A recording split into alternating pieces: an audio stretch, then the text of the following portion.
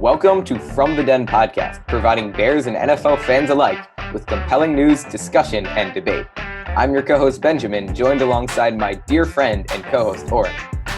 Hey Benjamin, let's get right into it. As always, kickoff starts now. Welcome to the 6th episode of From the Den, where today we have a very special guest, former Florida Gator and NFL player Mack Brown. Yeah, Mack, thank you so much for being on this podcast again. And a pretty cool coincidence, this podcast is set to upload on May 11th, the 5-year anniversary of Mack's first signing with the Texans. Is that correct? Yes, sir. It is. That's correct. That's pretty cool. Yeah. All right. So how you doing, Mack? I'm doing good, man. Just, every day, just thankful to wake up every day. Just, ready to get my day started with training. So I train in the morning. So right now I'm feeling kind of tired, but I got one more later on also. All right. I'm glad you're doing well. So we're going to start. Who was your favorite player drafted out of Florida this year in the NFL draft? My favorite player drafted out of Florida this year, I like to say this year, the kid, CJ Henderson. My favorite position to watch is corners. I love corners. I love their ball hawk mentality. I love how they get out of transition. I love how they come up and make hits, how they, guard receivers, because they got to guard the fastest guys on the field mostly. So, I say CJ Henderson. I think it's going to be great. Yeah, and what's great about CJ Henderson is that he's a very good man coverage cornerback. His weakness, I would say, is tackling, but he's very strong in man coverage, which I think could translate pretty well in the NFL, especially for the Jaguars. Yeah, definitely, because in football, a lot of times in college, a lot of people play zone. So when they come to the NFL and play man, they can't really pick up the scheme or really can't guard receivers like they want to. So a lot of corners in the NFL don't have a hard time transitioning from college to pro. But, playing the scheme they had in Florida this year, he's definitely played already in pro coverage. So he's going to be great. Yeah. Mm-hmm. So in high school, according to 24/7 Sports, you were ranked the second running back in Georgia behind Storm Johnson. Your high schools were around 20 miles away, and you guys both ended up going to colleges in Florida. He ended up going to Miami and later transferring to UCF. And you also played in the same team in the 2010 Under Armour All-American game.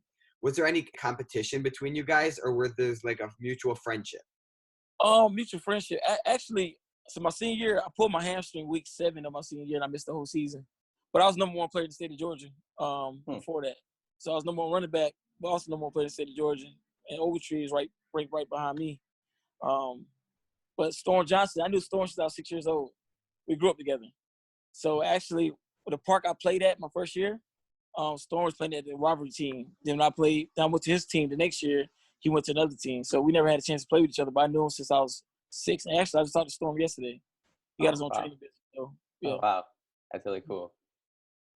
Yeah. But definitely, I wanted to show everybody in the state of Georgia I was the best running back. Not just him. I wanted to show everybody that. But my senior year, I ended up getting injured. But my junior year, going to my senior year, I was number 1 player in the state of Georgia. Wow. Yeah. That's crazy. Yeah. So as someone who grew up in Georgia, what led you to commit to Florida over other colleges like Alabama or Michigan? Florida type of, tradition. They was winning. Tim Tebow was the best player in college football. I talked to him a couple of times. And just talking to Tebow really, reeled me in. Also, Urban Meyer is one of the best coaches I've ever been around in my life. So getting recruited personally by Urban Meyer, that made me, my decision a little bit more easier. And, going to Florida is nice. My grandma was living 20 minutes from the school. So I had family around there, away from my immediate family.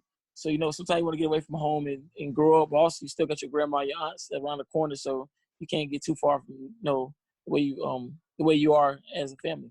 So that's the main thing. And I love Florida. There's nice beaches down there. So Since one of the main reasons you went to Florida was Urban Meyer, was it tough when he left, or did it pick up the same way? It definitely was tough because in college, people always say recruit, commit to the school, don't commit to a coach. So when Urban Meyer ended up leaving, a lot of new coaches that come in, they want to recruit their own guys. So, when Urban Meyer ended up leaving, I kind of got lost in the shuffle. That's why when I got to the pros, they're like, you can still play. But they're like, why you run like that in college? They're like, I ain't really have opportunity in college because sometimes when new coaches come in, they want their own guys to play. But I played for a great coach, Will Muschamp. He was a great coach. just sometimes, new guys come in, they want their own type of style. So that's what happened. But, I mean, I had the opportunity to play a lot of times, and I got my film so I could get to the pros. So I never thought about transferring from Florida, because Florida is the best school to me in the country. So that's why I'm happy I stayed there. So speaking about that, in your first college start ever in 2013, you rushed for 112 yards and 2 touchdowns on 25 carries against Toledo. What do you think came upon you during that game? Was it like a lot of hard work that came together, or just a really spontaneous breakout game? I say a lot of hard work that came together. Not just that, but just I've been a running back since I was younger. I know how to run the ball. I know the timing. I know how to cut. So my main thing was, you know what? You've been here before.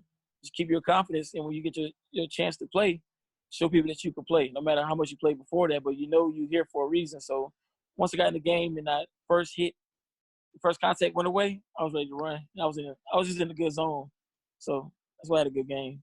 Yeah, it's kind of like what you said earlier, that the coaches after Urban Meyer, they wanted to bring in their own guys, but when you got the chance, you really showed to everyone that you could be the running back one for Florida, and you should be. Yeah, you're right. Yeah, and that's what I'm thankful for, because just people always say all the time, just in order to get ready, you got to stay ready. So that's what I always do, just stay ready no matter what. When your number is called, even in doing a podcast, whenever your number is called, when the company called, like, you know what, I want you guys to work for us at Fox 5 News.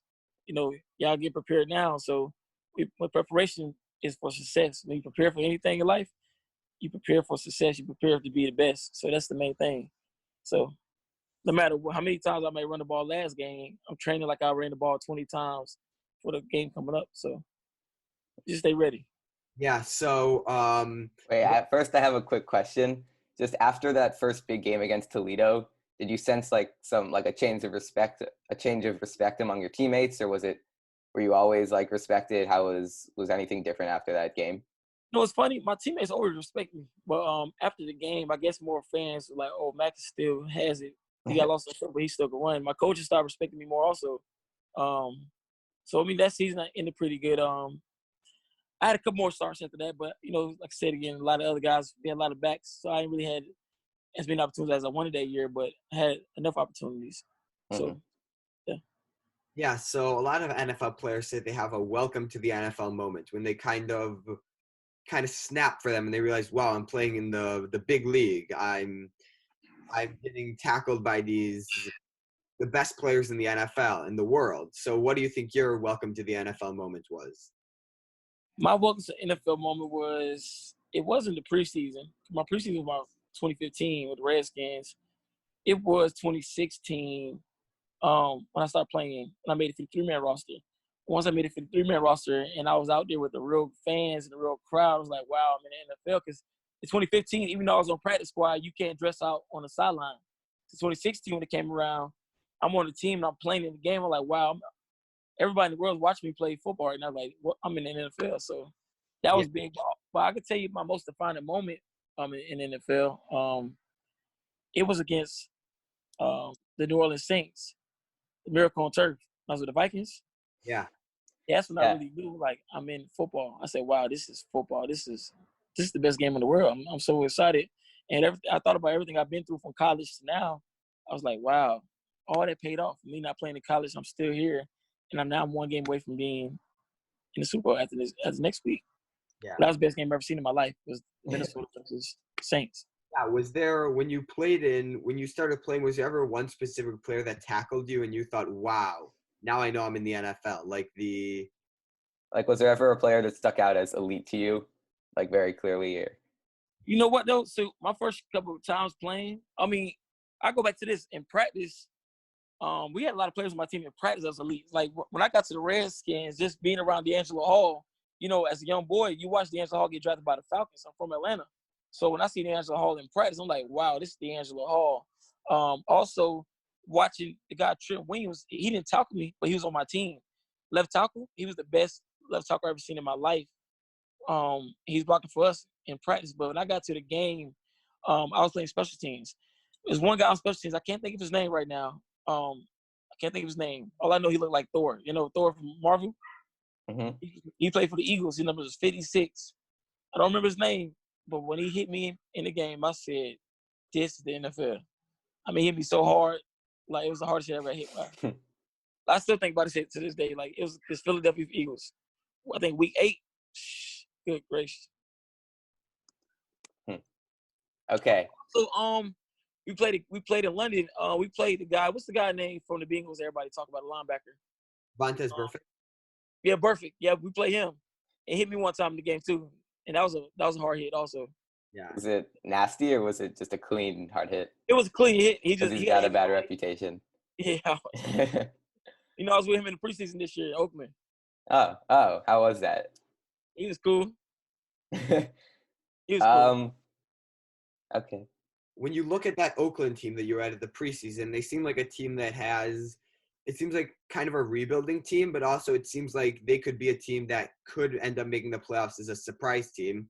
You think that they could end up doing that this year, or they need a few more years to really develop before they make the playoffs? Actually, with John Gruden and Mike Mayock, I think anything is possible with that team. Last year, I really felt like the team had a chance to go into the playoffs. I think just a couple injuries happened and a couple distractions went on. But you kept that same core that was around the whole training camp to the season, it definitely would have been one of the top seasons in the AFC last year, for sure. Just a lot of things happened before the season started. A lot of moving pieces happened.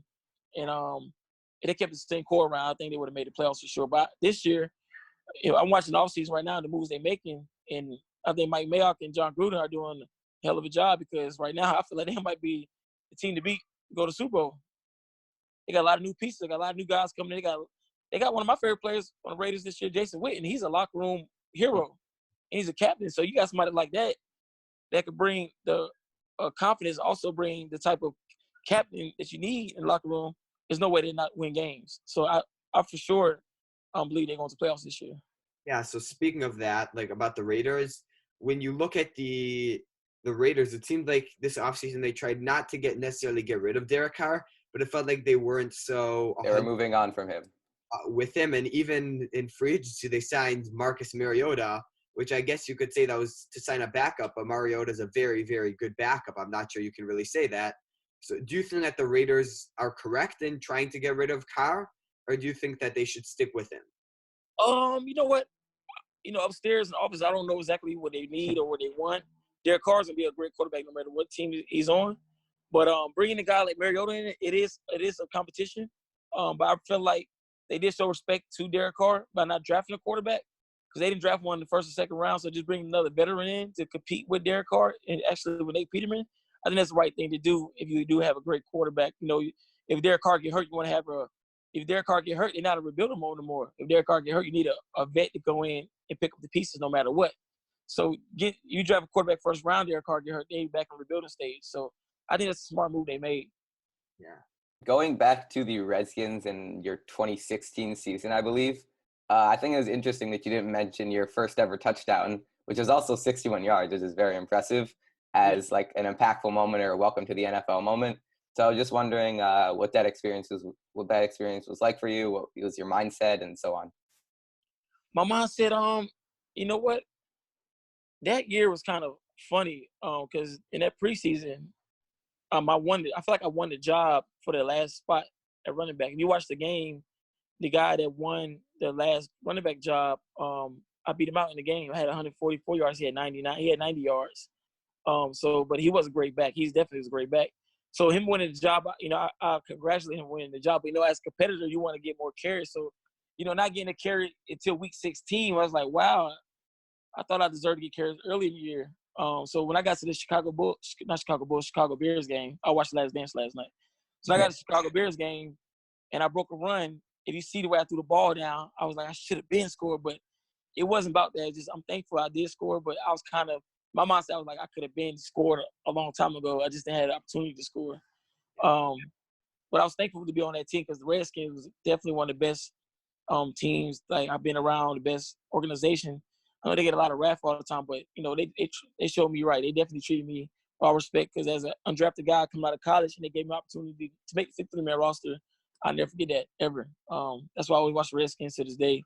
But, that year I really felt like I should have got more carries early in the year because I was in like a good mood and a good zone. So when I scored that touchdown, I was just like I could have been scored early in the year. Because a competitor, you want to be the best running back of the season. So that's how you are. Yeah. So speaking about how you said about The Last Dance you were watching, have there ever been any players in the NFL that you thought that kind of play and kind of act like Michael Jordan with such a competitive edge? Maybe not even on your team, just people that you've heard of that have played, or just anybody in the NFL that has such a competitive, just so A competitive. need for competition and Like competition wise, they always want to like go against somebody and always want to beat them. Let me see. Who do I know in the NFL is like that? Trying to think somebody Redskins. Let me see. I could say, trying to see about competitor wise. I know people that I feel like that's a pro like Michael Jordan. But I don't know competitor wise. Because football, you don't want to keep doing one-on-ones like that. Basketball is different. You want to compete. But football wise, I could say as being a pro, Cal Rudolph for the Vikings, the tight end, he's a pro. I see him every day at 5 a.m. I get there at 6:15. He got there at 5 a.m. Meetings out to 7:30, and he said he already did 2 miles on the bike. So as a pro, he reminded me of like Michael Jordan and Kobe Bryant. He told me he lived right next to Kobe back in Cali a couple years ago. So I guess he had a conversation with Kobe, and I guess that's why his work ethic changed. But he was a pro. mentality. Man, every morning he's there at 5 a.m. working out, maybe before everybody gets there. So It's not a good thing for Bears fans. I was kind of hoping he would retire soon, but it's not going to happen. Not for him. You know what? Like I think last year they was kind of like trying to move past him, but he proved to the team again this last year that he's still got another 4 years. He's amazing. Yeah. Someone told me that he was pretty much traded to the Patriots for a first-round pick, but then I think the Patriots went out of the trade at the last second, and he re-earned their respect. Clearly. Yeah. Last year, 2019, right? 2019, he was pretty much Patriots. Yeah. Yeah.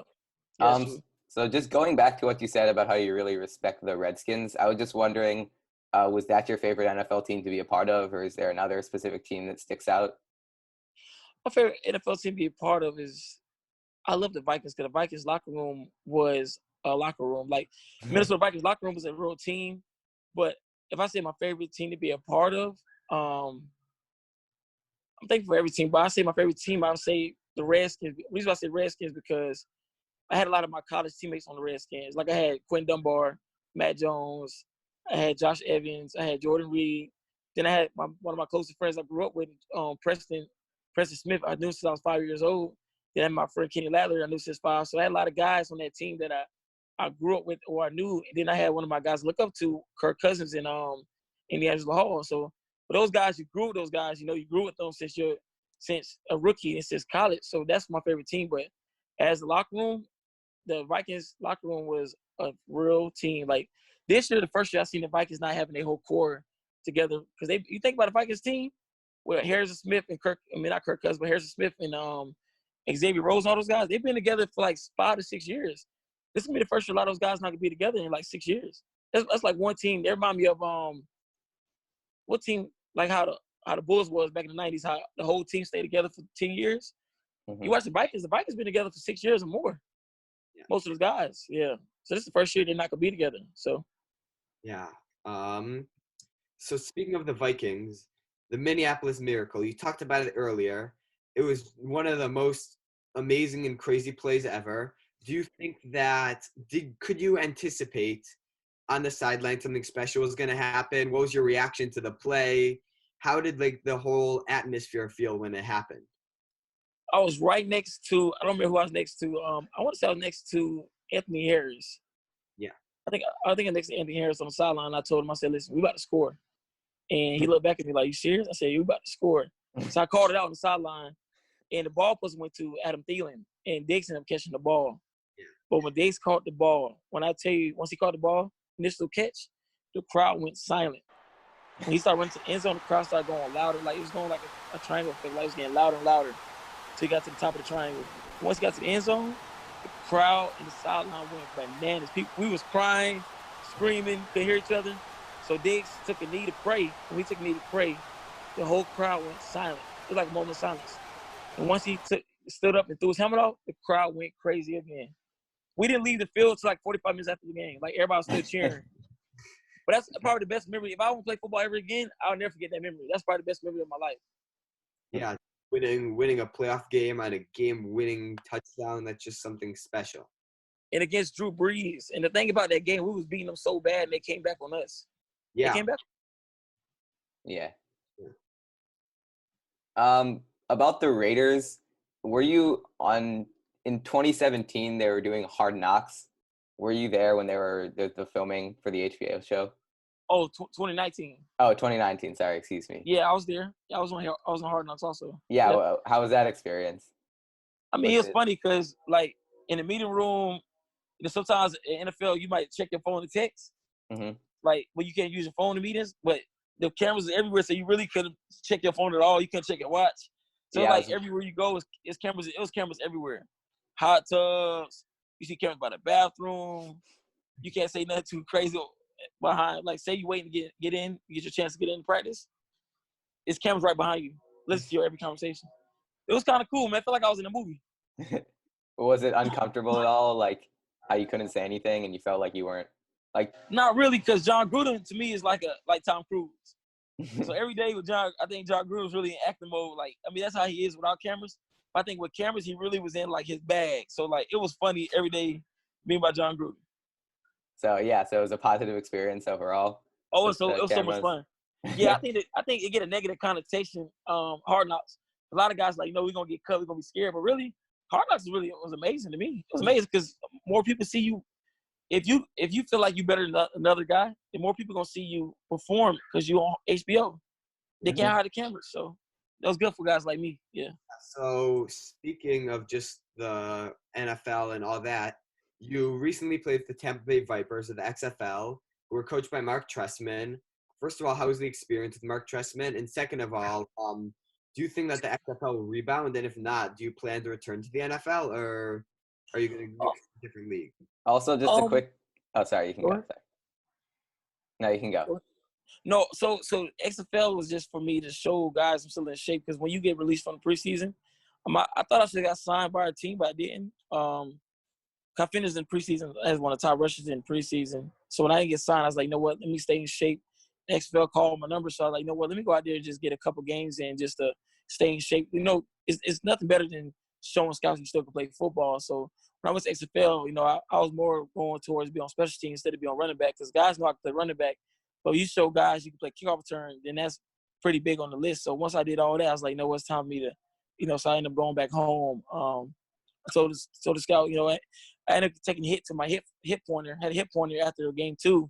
So when it happened, I was like, you know what? Let me end up just, I told Coach Trestman, like, I'm going to go home for a little while because my hip hurt and I don't want to, miss my chance to get back in what I'm trying to get to, because my main goal was to get back to the NFL. So I had to make a decision. So for you, was the XFL just a gateway to get back into the NFL? Could you ever see just playing the XFL full time? You know what? XFL is definitely a great lead. But my agent just telling me just make sure teams know you're in shape. So that's my main thing, was to show teams I'm in shape. So I played a couple games, but when I took a hit to my hip flexor, I was like, you know what? I just got to go back home. Because at that time of my career, my uncle just had a major stroke. He's on bed rest, so I couldn't really think on football. I was like, okay, I just got hit in my hip flexor. Then my uncle's on bed rest. I said, I got to go home because I don't know how much longer my uncle have. But my uncle, the crazy thing about my uncle ended up passing just yesterday afternoon. So him passing away, was like, I'm happy I did come back to, to see him and be able to, talk to him before he did pass. So I had to make a decision. But I love football, and I know I deserve to be in the NFL. So right now I'm just doing everything possible to get back in, because I feel like last year I showed a lot of teams that I'm healthy, and I feel like I should have made a team, but you never know what God got for you. So right now I'm just waiting on my moment to get back in, but I will get back in this year. Have there been any teams that have contacted you yet about joining an NFL team, or no? It's teams that contacted my manager. I don't know what teams called, because right now, with the COVID-19, a lot of teams has been calling a lot of veterans like that. Most veterans that's getting signed are veterans that was on teams last year that's just restructuring contracts. But veterans that was free agents, a lot of us didn't get signed yet.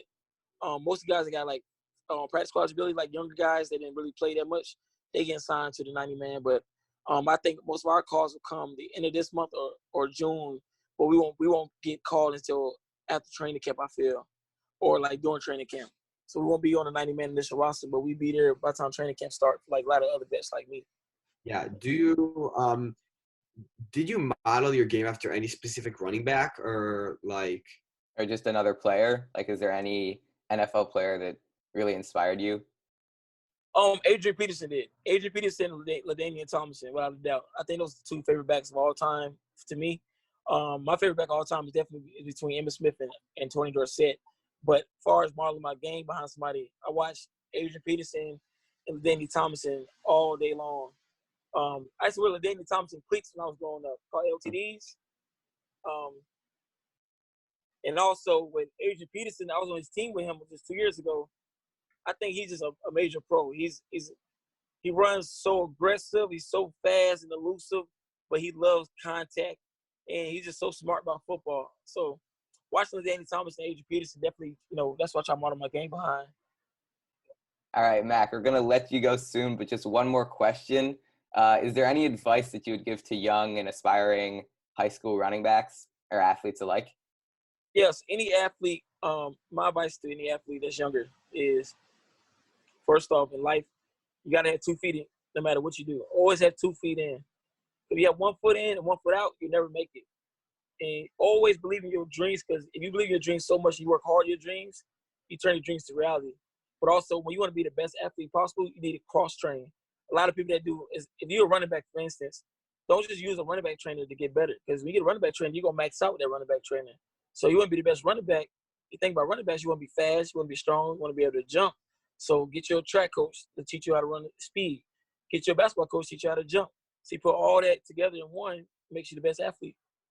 Yeah. All right. Thank you so much for coming on this podcast. We really appreciate it. Thank you, and man. We're wishing Thanks. you the best of luck, and we know that you'll be in the NFL soon. Looking forward to seeing you in the Pro Bowl. If you have to, you know it. you have to choose between 2 teams, make sure you come to Chicago. You know it, man. Yeah. All right. Thank you. I'm doing. Thank you. If you enjoyed this episode of From the Den, please remember to subscribe, comment, and like this video. Or if you're a Packers fan, remember to dislike and leave a nasty comment. Click the links on the screen to access additional content.